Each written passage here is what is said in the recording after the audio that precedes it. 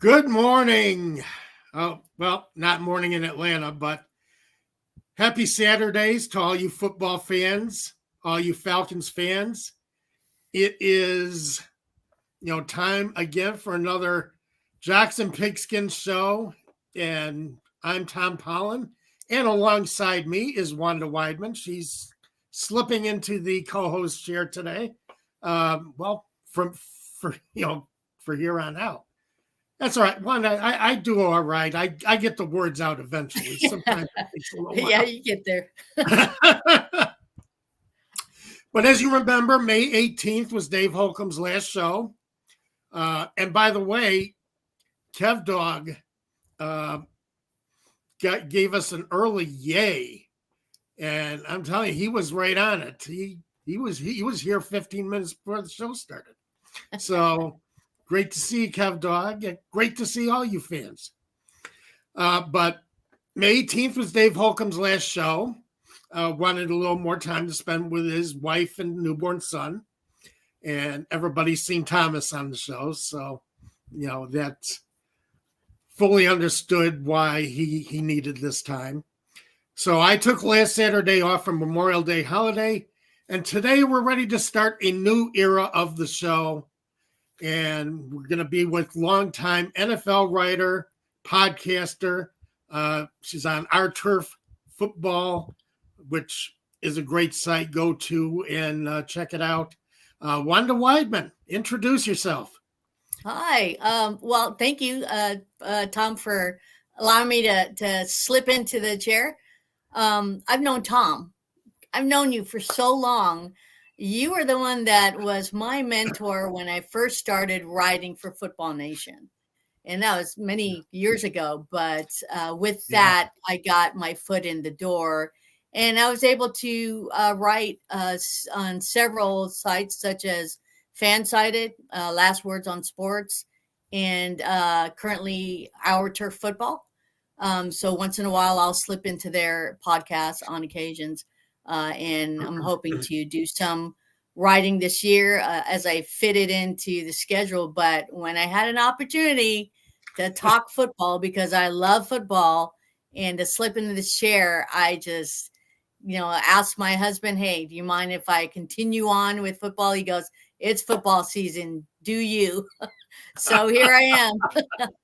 It's great to hear. No, I'm glad you were able to do it. And yeah, it's been a while that we've known each other. And I remember the first time actually when I noticed your writing. If we remember Jamarcus Webb, and I know we don't want to. Yes, that's you right. were the only one who actually called him out for being an idiot playing the Packers. Yeah. And I got hammered for that, but yeah. No, you shouldn't have, because I looked at that and I'm like, all right, she knows what she's talking about. Yeah. Because this is one to watch, because she actually gets it right. Because he definitely should have, somebody should have kicked his butt on the sideline that day. Yeah. Clay Matthews was just making him his little plaything, and just disgusted me. So, but that's when I first noticed your work, and you've been doing some great stuff ever since. And always appreciate your support, Tom. Well, always. As I say, everybody who I've worked with in the past, I like to always support and work with them. And Wanda, as I say, does a great job, has done some, excellent writing since the Football Nation, which unfortunately went out of business.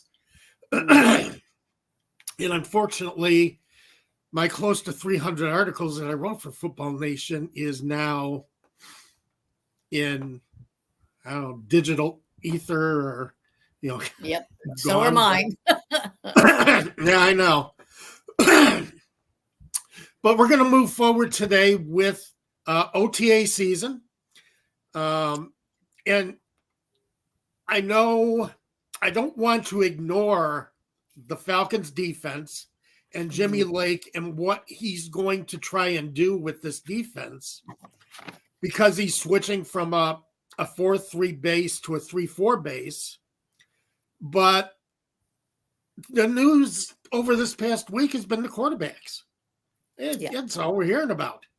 And I think as we go through next week, we take a little bit more look at Jimmy Lake. Because I'm looking at this Falcons roster and I kind of feel like maybe this roster is built better for a 3-4 than the 4-3 they ran last year.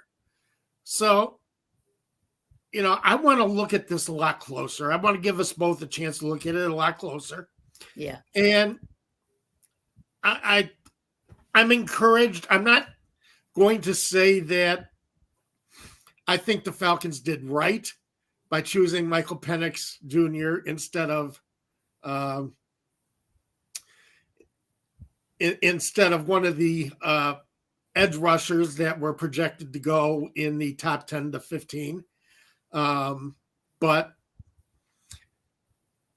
I'm willing to be convinced, and I'm willing to see what Jimmy Lake has to do. I'm willing to see what Braylon Trice has to do as far as, third round pick, and we'll see what happens. I kind of agree with you there, Tom, because I kind of thought they would have leaned more on defense and build that defense since they already had Kirk Cousins. So that was a shocker to me as well. Yeah, right. Exactly. You put out all that money for Kirk Cousins and then brought in. And as I say, everybody knows how Dave and I feel about it. Well, actually, first, I have to get some business out of the way because I'm getting ahead of myself here. But this show is brought to you by Prize Picks. So sign up with Prize Picks today. Receive a match of up to $100 on your first deposit. So remember to use the promo code ASU when you sign up with Prize Picks. Let's see. So here's the banner. So remember to use the promo code ASU and be tell them where you heard of Prize Picks and support the show and support the channel. So, and if you're looking for player props, they have their preseason player props up. And for those of you, and since we're going to talk about Cousins a little bit today, he is a player prop, a futures player prop on Prize Picks, being projected at 3,999.5 passing yards for 2024. So if you want to get in on that action and say yes or no, or do you think Kirk Cousins is going to throw for that much yards in 2024? Sign up for Prize Picks. Use the promo code ASU. Okay. To start with, first, all the fans of the show know where Dave and I came down on the signing of Kirk Cousins. What was your opinion of the Falcons making that reach, spending the money for Cousins, especially since we both, you and I have both seen plenty of Cousins in the NFC North? Right. I was a little bit surprised that that's where Kirk Cousins chose to go. But if the Falcons were all in wanting to get past the catastrophe of the quarterbacks that they had last year, and say, okay, we're gonna go for it. We're gonna just go all in. We're gonna pay the money, take Kirk Cousins while we have him, sign him for a 4-year contract, whatever amount that is, and let's just go. Let's just do it. And so they do it. I thought, okay, that's not bad. Now granted, he's come off an Achilles. So right. Depending on, but I think he kind of went the better route in the physical therapy process than we would say Aaron Rodgers. But, we're going to see how that works out with time. But seeing him in OTAs, he looked pretty good, and seeing what he can what he can do for this team, I think he can really impact the team. He can impact using Zach Robinson's offense. And I also noticed that if you think about it, Kirk Cousins' percentage of completions was 66.9%. And that was actually more than the 12 seasons that Matt Ryan played. So where Matt Ryan's, I believe, was something like 65.4, something like that. But I think Robinson's offense is going to propel Cousins and get more out of London and Pitts and Randall Moore. I'm not sure with Darnell Mooney yet. I'm kind of on the fence with Mooney, and I have my reasons, but I love the guy. But we're going to see what happens there. But I think they make a great competition for that division if Cousins stays as the quarterback the entire season. Yeah, I agree. Were you surprised that they didn't make a play for Russell Wilson or Justin Fields? Because the Fields talk was really burning up the Atlanta sports talk for a while, and I know a lot of people wanted to see Russell Wilson. You get him in a cheap contract. Were you surprised that the Falcons didn't make that move, didn't go that direction? Yeah, I was kind of surprised that they didn't grab Russell Wilson, but I think their scouts they did their due diligence in comparison to what Cousins can bring to the table and the up and downs with Russell Wilson the past season when he was with Denver. That was probably the worst season we ever saw. Now, whether or not it had to do with Peyton, I don't know. We'll have to come and see what happens, with Wilson playing with the Steelers. But now, talking about the Steelers and Fields in that competition, it just makes you wonder, is there something about Russell Wilson that GMs were not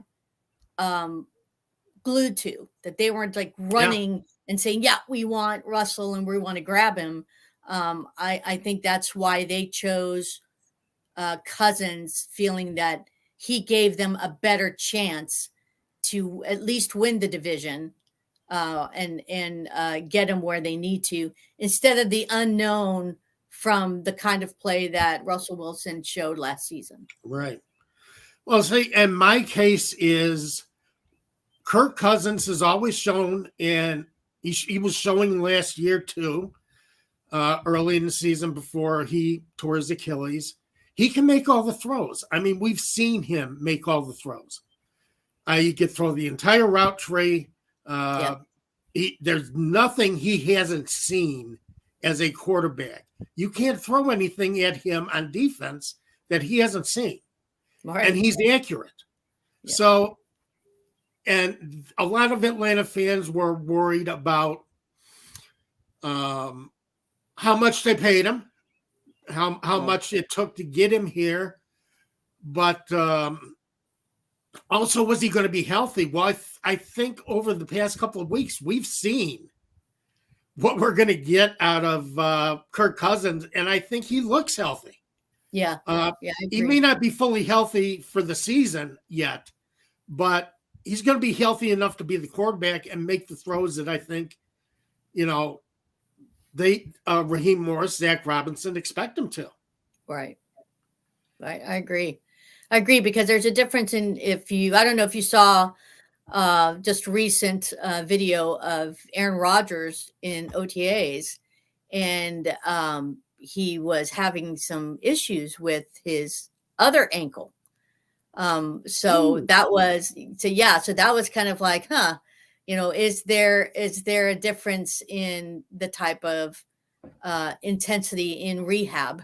And Kirk Cousins has proven to be a student of the game, really. So what he really does is he gets out there, he makes sure mentally, physically, he's ready and able to get out there. And I think the shock of um, the Falcons drafting Penix was more of, okay, we're going to make this a game, then he's going to get more intense.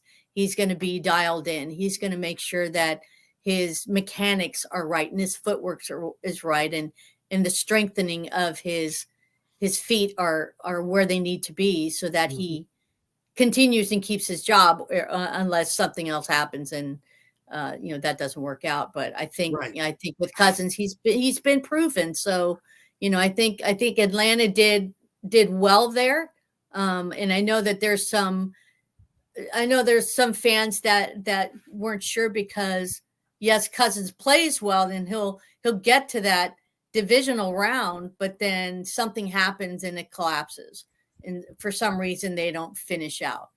Um, we're not sure whether that's play calling or that is Right. interceptions or drop balls or whatever the Yeah. case is. He But has we just had have to, you kind of have to see it and see how it plays out and see the chemistry that will happen. The unfortunate thing is, since Cousins got on, because of his Achilles, he didn't get to have those off-season opportunities to get a chemistry with his top guys. Right. So that kind of gives him a little bit of a disadvantage, but kind of puts him in the same category with Penix, as into showing what they can do with the playmakers that they have. But again, Cousins is a veteran and he knows how to throw the ball. He knows how to target. He knows how to get the ball to his playmakers. He just needs to get that chemistry going, and I think he'll do fine. Yeah, so do I. I agree, and that's kind of been what Dave and I have been saying the entire spring, ever since they made that signing. Yeah. And that's the hell of it is, I think Cousins does give them an advantage in the division. Excuse me. A little cold here in Chicago today. We're getting rain. But,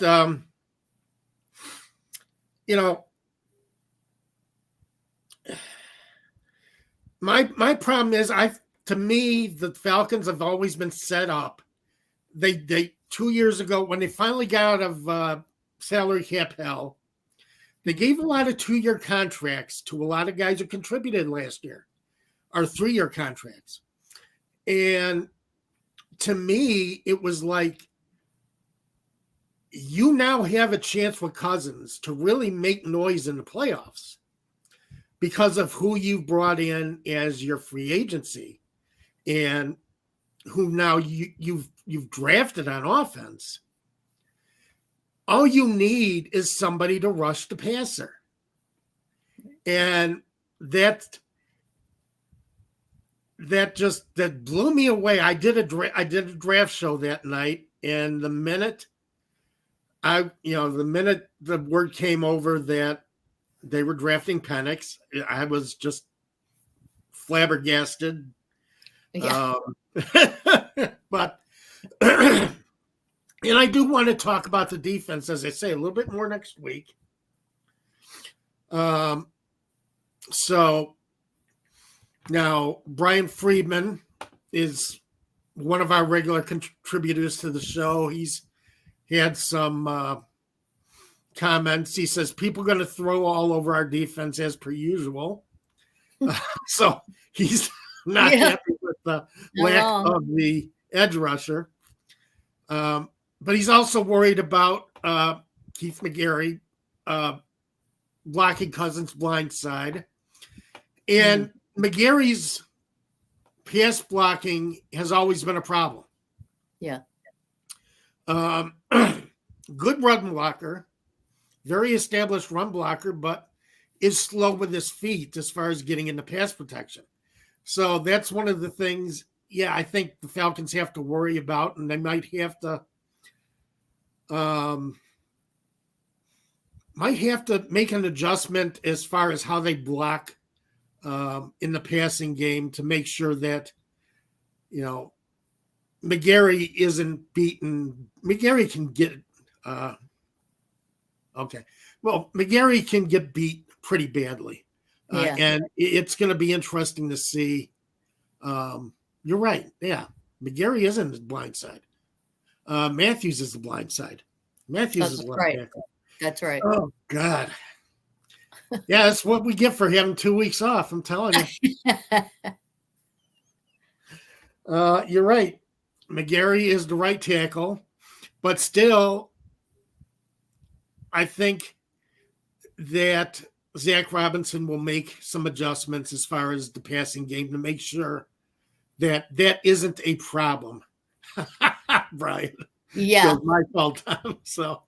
Um, so that's all right, Brian. We're all, as I say, it's preseason. We're all getting ready for the season right now. Okay. Yeah. So we're all moving forward. We're kind of getting this going. This is my first day. Well, first day in the actual kind of running of the show. So, we're all working our way into football season right now. It'll get there. Yeah.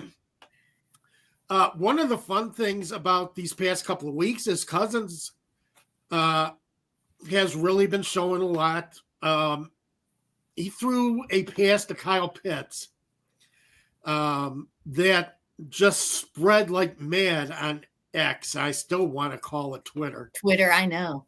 But spread like mad. It's like all Atlanta sports fans, Atlanta media, all of a sudden they were just excited because Cousins hit Pitts down, on the right side and, long ball. And I know Falcons fans are looking for a reason to really get excited about Pitts, especially after the last 2 seasons. And I think another advantage of having Cousins, having a veteran arm and an accurate arm, is you're actually going to get a chance to see what Kyle Pitts can do this year. Exactly. Because they've already picked up his 5th-year option. You're going to have to extend him. You got to know what Kyle Pitts can do. And you can't do that with just a Michael Penix and not spending the money for a quarterback. Right. You've got to find out what Pitts can do. Then the following year, you got to find out what London can do because you're in the same situation. Yeah, so, exactly. Yeah, Pitt. There's a reason why they drafted Pitts. Pitts was great in college. He showed so much of his agility in being able to get the ball, just an absolute ball hawk. And to not see that flourish and get that out of him, I think was one of the reasons why they were able to sign his 5th-year option to say, hey, we've got a veteran quarterback that can get you the ball. And so he can throw the over-the-shoulder fades, and Pitts can grab those. He can extend himself enough to get the catches. I think this is going to be a great season for Pitts, and I think that's kind of why they didn't go after a wide receiver.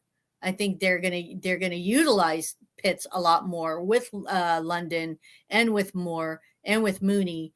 And just be able to spread the ball around. Yeah. And I believe that's what Robinson wants to do with his offense, is to spread it around and be able to play freely and let the guys go get the ball. If you watch last year with the way Zach Robinson ran the Rams offense, it's about what he did: spread the ball around. Puka Nacua, even with the receivers the Rams had, Puka Nacua had a hell of a rookie season. So exactly, so you can imagine with Drake London, that's going to be the same issue. You spread that ball around, be able to get that to the receivers that they can get out there in that offense. That spread offense is going to be amazing, and it's going to be a night and day of what they saw last season with Arthur Smith to this season with Robinson. I think it's going to be a night and day, and I think they're also going to be able to use Robinson Bijan in the way that he should have been used, more like a Yeah. 3-down back, and be able to utilize his receiving skills as well. Right. Exactly. I looked it up. The average position for Robinson when he got the ball in the passing game last year was 1 yard behind the line of scrimmage. Oh, wow. You believe it? 1 yard behind the line of scrimmage, not getting him out as far as a slant, not running him, block or through the line over the middle. Yeah. Robinson, and I'm hoping that because I just had seen something on X regarding Bijan and nursing an ankle injury that he got just on the side, practicing on his own, and so he missed the first OTA practice, and they said he's probably going to miss the rest, which he did on the OTAs until mandatory minicamp. But that's probably a smart thing. Make sure everything's okay before you can take off. But I really think that his numbers are also going to be up there, because checking the fantasy rankings for those that like to play fantasy football, the fantasy rankings has Bijan as number 3. So he's the top 3, which means that they're projecting him to really have a fantastic season under Robinson's offense and with Kirk Cousins playing. So I think that's going to be a big difference. Well, one of the things I like about Zach Robinson and what he can do with Bijan Robinson, his work with Kyren Williams last year was outstanding. Yeah. And Kyren Williams is kind of a similar runner where he makes guys miss. One of the top backs in the league in making that first tackler miss, and getting a lot of yards after contact. And it just kept frustrating me that Arthur Smith never used him that way. Arthur Smith never gave him those opportunities. Yeah. Because even if you're running him into the line, Bijan Robinson is a guy who's going to make the first guy miss and get you yards after contact, get you effective yards on first down, second down, and make your third down plays a lot easier to give you a lot more variety on third down. So, and I know that means Tyler Algier is not going to get as many carries this year, but I think Algier, he's still a bowling ball, and I think they're going to use him for short yardage. Might use him on the goal line. But the Falcons don't have Keith Smith at fullback anymore, and I think because Zach Robinson really doesn't use a second back. Right. He uses good comment, Brian. Arthur Smith waited till week 17 to run Bijan on a wheel route. It was amazing. It frustrated the hell out of me to see how he was using Bijan Robinson every game. I couldn't stand it, because that was one of his strengths, was being able to receive and being able to run and being an elusive runner. So, but Keith Smith is gone because Kyren Williams, because Zach Robinson does not use two backs.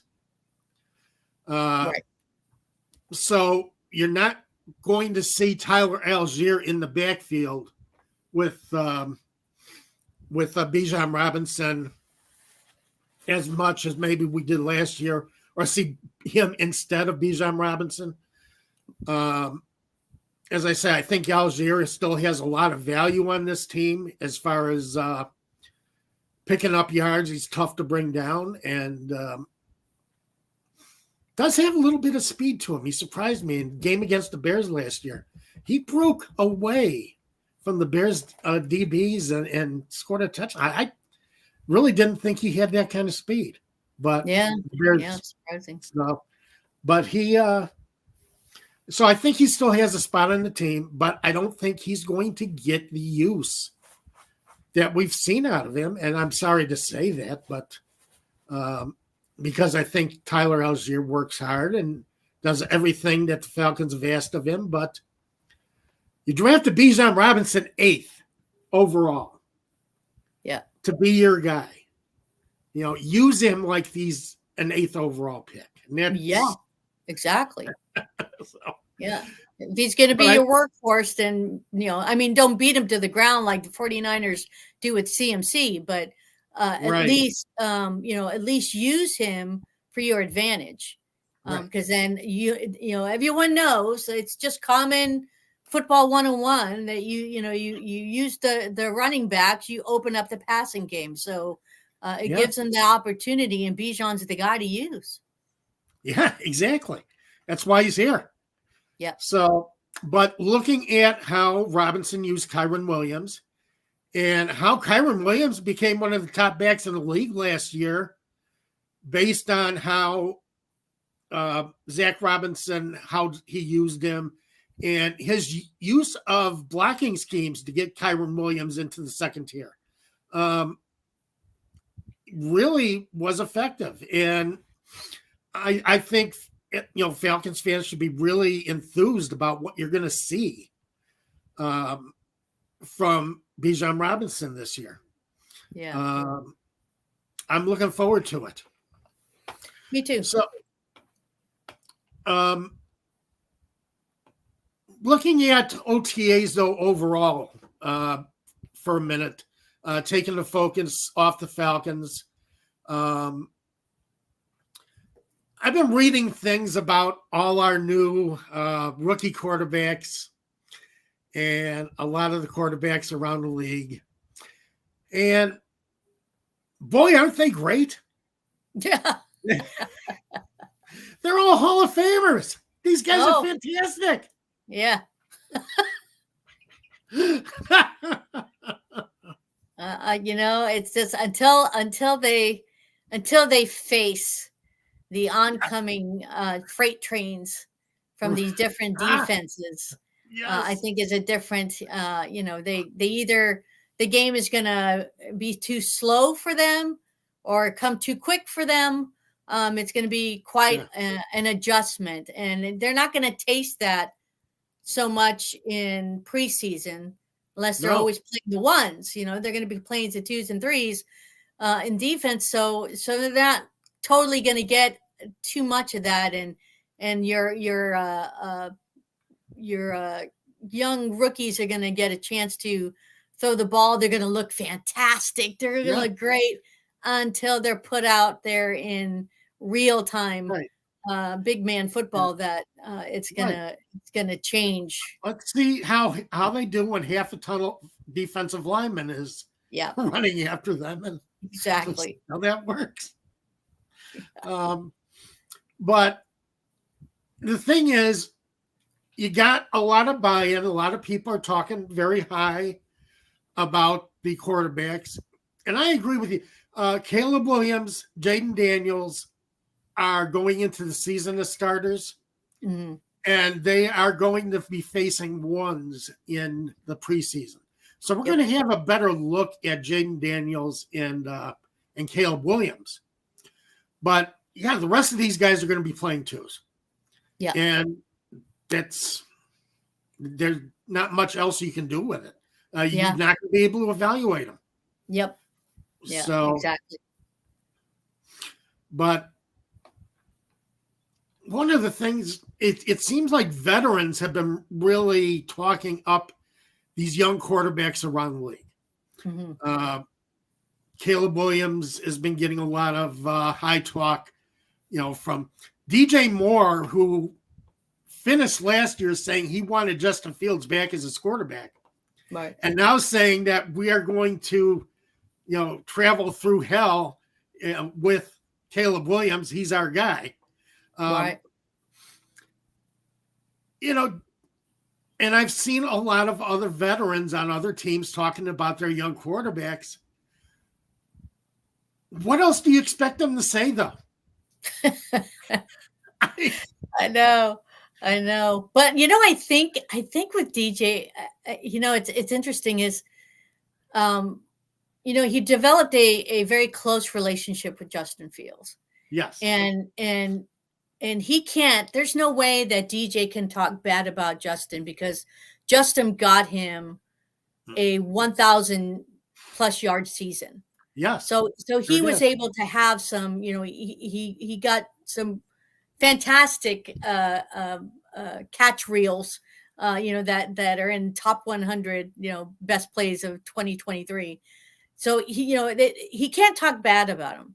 Right. And but when he got to practice with Caleb Williams and see that when Caleb he throws with anticipation, expecting him to be there.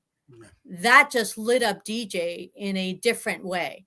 It's like Right. he wants me to get that ball. It's not I've got to dive for it. I got to, hope that it's going to fall in my hands. I have to go get it. Yeah. And that mentality, I think, is different because that allows all the wide receivers to go, okay, and tight ends to go, okay, we got to go get the ball. So now Right. our job is to go follow the scheme or be open and get the ball wherever he's going to throw it. And I Yeah. think because Caleb is able to do that, DJ now has a different mentality and just the feel of the team altogether, defense and offense.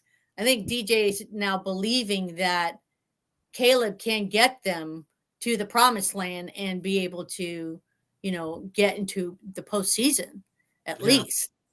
So I think that's why he was able to do it. And with the other teams, you have to kind of see them play, like with Jaden Daniels. They got to see him play first truly in the crux of a regular season game. Let's see what you can do in a regular season game. And then, then they can like completely lift them up on a pedestal. But for now, like you said, these veterans, rest of the play, they have to build that quarterback up because I think that is part of their contract that you have to build up the team. You have to, everything is in-house, nothing goes out. So it's like Right. very, very secretive kind of thing, which is, something that teams don't like to release, but they have to. I agree with you there. What else are they going to say? Right. Exactly. That is always it's always been something that gets me every year, watching. Oh, I froze. Can you hear me? Yeah. Oh, okay. My screen just froze up. So. Oh no, you're good. I don't know. Okay. So I don't know what's wrong with this computer today, but there we go. I'm back. Okay. There you go. Jeez. Had to have the computer wiped this week because of problems with domain and everything else. And so just aggravating. Yeah, but that's the thing. You brought in these guys to lead your team to the promised land. Mm-hmm. So you better be building them up because, you have no choice. These are the guys that are going to be leading you over. Oh, yeah. I was never going on your side. Okay. My computer froze. So I thought I was in a little bit of a problem. So, but it's going to be interesting to see who does make it, who does show what they can do during the preseason. And as we get into week one, who wins these jobs? Does Drake May win a job? Does We know JJ McCarthy, Minnesota has nobody else. He's going to be their quarterback. But does Drake May end up, winning a starting spot? Bo Nix end up winning a starting spot? It's going to be interesting to see how they perform and how they're evaluated as we go through the preseason. Yeah.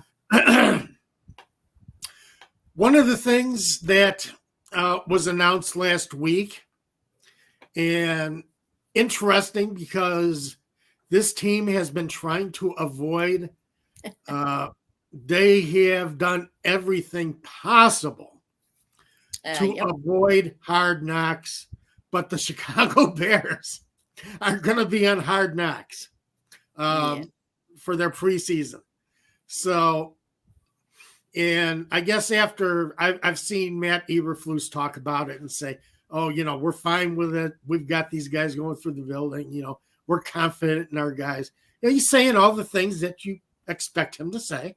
Right. And, it's the same thing that anybody would say. I mean, if Raheem Morris running through the same thing in Atlanta, although Hard Knocks cannot do a team with a first-year coach, and Raheem Morris is new for Atlanta, so they were never under consideration. But how the Bears are so secretive. Mm-hmm. They just hate doing this stuff. Yeah. Yeah. Yeah. But you know what? I think because Ryan Poles mentioned it in a press conference when asked, of the possibility, because it's always been the possibility once they picked Caleb Williams, it was always there. And when asked, Poles pretty much said, we have contingencies and plans in place if that were to happen. So I think they know that when the crew is there, they're going to allow certain things and not allow certain things. They've already talked to their players because they knew 2 weeks ahead before all of us knew. So they already knew 2 weeks ago that they were going to be on it. So they've already had their meetings and discussions on what they are allowed to say, what they're not going to say, and so on. And they're going to have full support of all the team players here while they're doing training camp and so on. So I think they've already put contingencies in place to protect their privacy and their secretive goals, as they like to do, so that nothing goes out to make them or any of the players look bad. Right. And which is, and I agree that the same thing. It's going to be the Caleb Williams show. Right. Once the Bears drafted Caleb Williams, I fully expected them to go on Hard Knocks. It's like last year when Aaron Rodgers, went to the Jets. You knew the Jets were going to be on Hard Knocks. You knew that was going to be the episode. Yeah. But my interest, and maybe some of the people watching the broadcast right now, my question is, will fans watch? Hard Knocks has been going on since 2001. Is anybody really interested in this anymore? Bears fans are. I am telling you, Bears fans are so locked in on watching Hard Knocks. Though there are quite a few that see it as a distraction, and they think that's going to be a problem.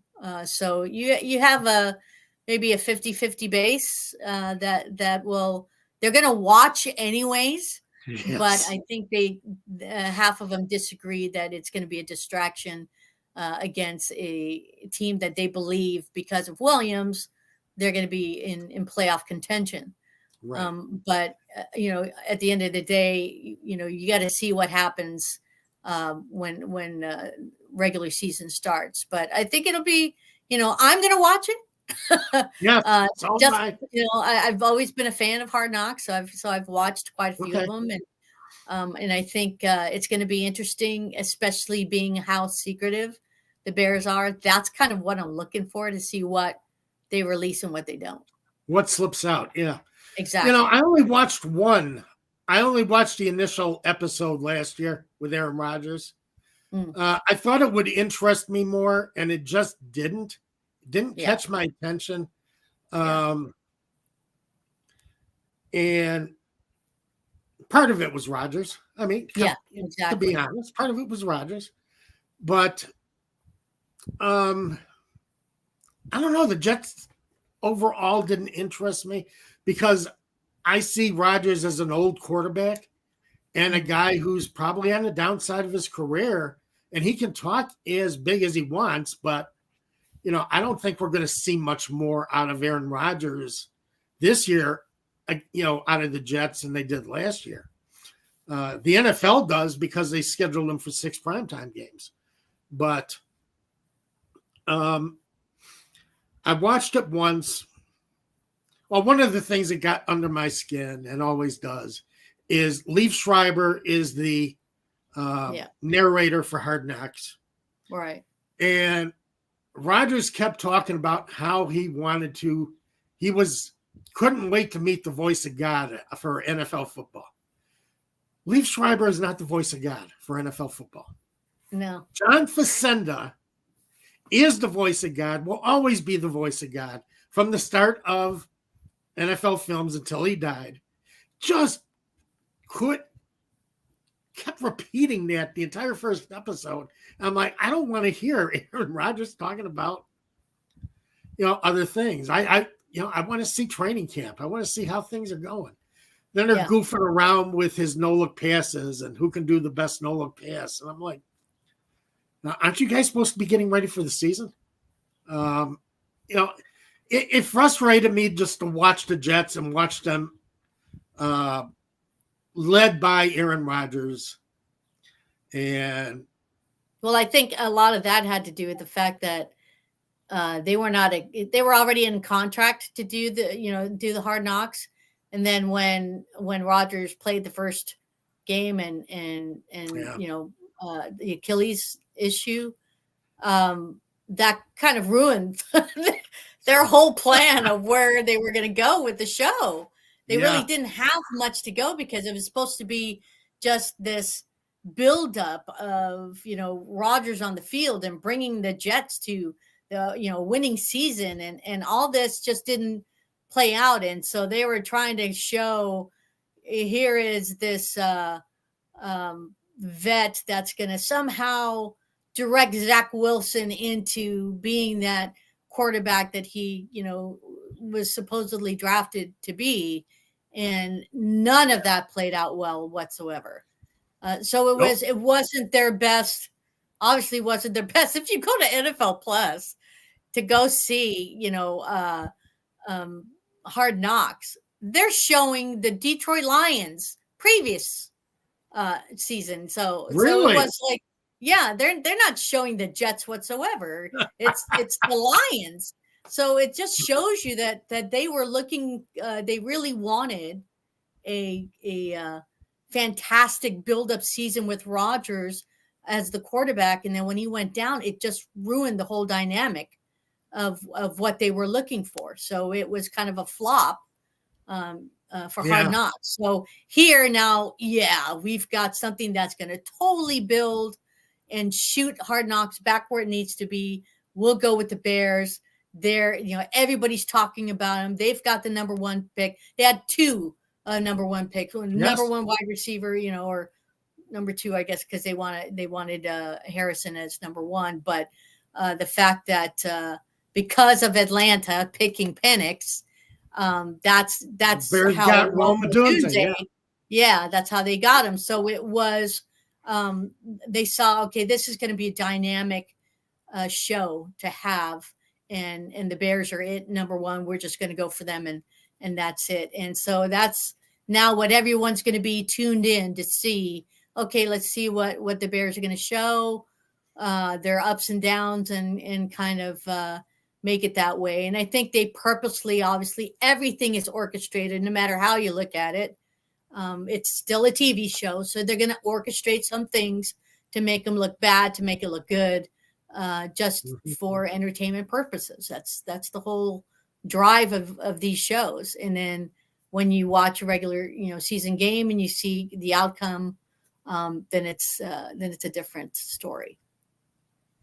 Yeah, but do you think NFL fans overall, the entire fan base of the league, do you think they are into Hard Knocks anymore? Only those that could afford it, because it's only shown on Max. So there's a lot Yeah, of people that even Bears fans right now that are upset that they can't watch it because they don't have Max. And so right. now they're asking, well, are you guys going to show it on NFL Plus? And they're not sure if they're going to have a chance to NFL watch it. Plus costs some money too. I mean Yeah, that.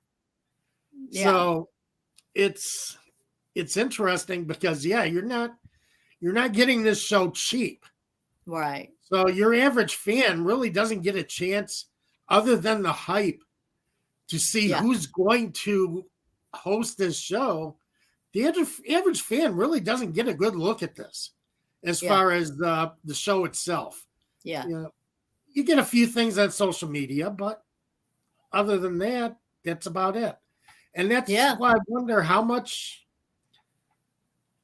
interest do you think Hard Knocks actually draws across the entire league? Because, and maybe I'm just thinking about myself because I've never really been a huge fan, but I think it's interesting sometimes. Yeah. Um, but yeah, I'm with you. A lot of it can be staged, a lot of it is set up, and but seeing Caleb Williams work with Keenan Allen, DJ Moore, and Roma Dunze is going to be, it's going to attract a lot of eyes. It'll be Yeah, interesting to exactly. see. Exactly. Yeah, So, I agree. um, yeah, because with me, with Hard Knocks, it's always been, what are you going to learn? What do we want to learn about this particular team this year? Who do we? I know the Bears are playing in the Hall of Fame game, so we're going to see them prepare for that. Right. We're probably going to see the sidelines during the Hall of Fame game. But what do you look to learn from teams is always the determining factor on whether I watch it or not. So, Yeah, I think for me, if I'm watching Hard Knocks with the Bears, it's um, how Eberflus really does uh, engage with the players on the field and coaching and so on. The other now that we have a new DC to see how he does with the defense and then see how some of these new players, you're seeing a lot of rookies in there, a lot of undrafted, who's going to come out and shine, which you can see in preseason, obviously, but during the Hard Knocks and they see through the training camp, you can see who struggles. And right at that point, you can go, I don't think that one's going to make it, or you see, wow, that one's got promise. So I'm going to keep an eye on that one.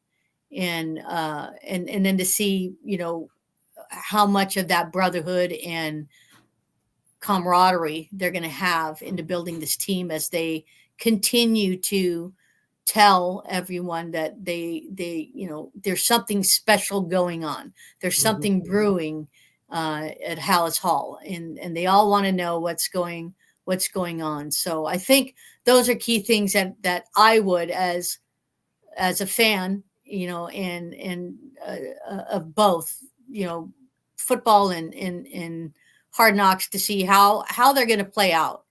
How is it going to play out, and what they're going to show in the weaknesses and strengths of a team. And I could care less about the rookies and their little talent show things that they do. Drives me nuts. I think it's just I think it's just a waste of time, but they yeah, they do that, and it'd be interesting on that sense. But to see how the coaches encourage their players, like when you saw the Lions and Dan Campbell and the speeches, or with Robert Sala when he was doing his big speech in front of the team, and then the other coaches go in, to see how Eberflus does the same thing for his team and Right. how that goes. And then with Zach Robinson, or I can't for the life of me cannot remember the defensive coach's name for the Bears, but to see how they talk to the players and Right. and see that in real time, and then show them as they do their workouts. So that'll be interesting for me. But I totally agree. It's just, what does it really bring to the table? It just kind of, I think, for fans, really, just to open their eyes on what it's really like in training camp, and what they have to do to get there. Then you can see which teams are really hungry and ready to fight for it, and others that are just there for a big paycheck. Yeah. Yeah. All right. Well, guess what, Wanda? We are out of time. Oh, there you go. Yeah. We have filled an hour of time, and just amazing, especially considering we don't have a football season yet. I know. But we are out of time, and this has been fantastic. I think you did a heck of a job coming in and taking on my old chair. There you go. Well, I hope I did well, and I hope everyone else enjoyed the show as well. Because I'm basically Brian did enjoy the show, so I appreciate that, Brian, very much. Great. Thank you, Brian. But Brian's always with us most Saturdays. Brian is always with us, so he's one of our regulars, and always love having him here. And we'll keep going. As I say, next week I want to get more into the defense. Yeah. Because the news is going to calm down about the quarterbacks quite a bit. And my issue is still going to be that lack of a name pass rusher coming in. And so I want to look at that overall and see how the Falcons are going to line up as we get into defense, how that league worst pass rush defense, how are they going to improve it? So we'll be getting into that next week, and we'll see what other news comes up. We'll be talking about that too. All right. But I do want to remind you that the show is brought to you by Prize Picks. So if you don't want to do that. So as I say, they will match up to $100 of your first deposit, and use the promo code ASU when you sign up. And they have future NFL bets you can make, player props on the NHL, the NBA, Major League Baseball. We got a lot going on. It's not like the old days where you got a little break between the seasons. Everybody is happening all at once. There you go. And this is just the way it goes anymore. Yep. Back in my day, they didn't do all this run together type stuff. I mean, the NFL actually, they're looking to run together even more, because Goodell is starting to talk about 18-game season and having the Super Bowl on President's Day, and it's wild. So, but again, I thank you, Wanda, for being here. Looking forward to working with you on the show as we move forward.